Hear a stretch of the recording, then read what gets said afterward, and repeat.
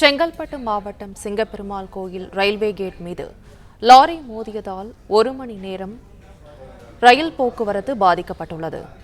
இதுகுறித்த விவரங்களை செய்தியாளர் அற்புதராஜ் வழங்க கேட்கலாம். அற்புதராஜ், வணக்கம். விவரங்களை பதிவு பண்ணலாம்.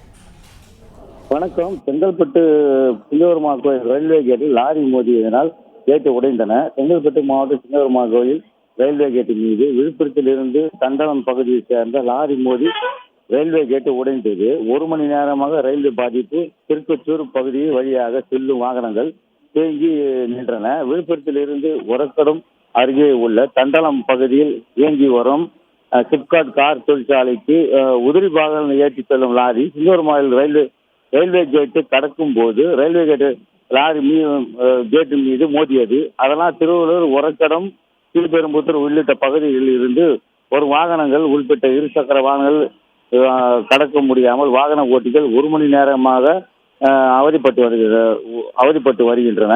அதே போல் 1 மணி நேரத்துக்கு மேலாக அனைத்து ரயில்களும் அங்கங்கே நிறுத்த பயணிகளை நடுவழியில இறுக்கி 2 கிலோமீட்டர் தொலைவிற்கு ரயில்வே தண்டவாளத்தில் பயணிகள் நடந்தே சென்று வருகின்றனர். சிக்னல் வழி கிடைக்காமல் ரயில்வே தொடர வாய்ப்பு இல்லாமல் ரயில்வே தரப்பில் தெரிவிக்கப்பட்டன. இதனால் சென்னை கடற்கரை, செங்கல்பட்டு, காஞ்சிபுரம், திருமால்பூர் மற்றும் செங்கல்பட்டிலிருந்து செல்லும் அனைத்து ரயில்களும் அங்கங்கே நிறுத்திவிட்டன என்று சொன்ன அதிகாரிகள் கூறப்பட்டிருக்கு.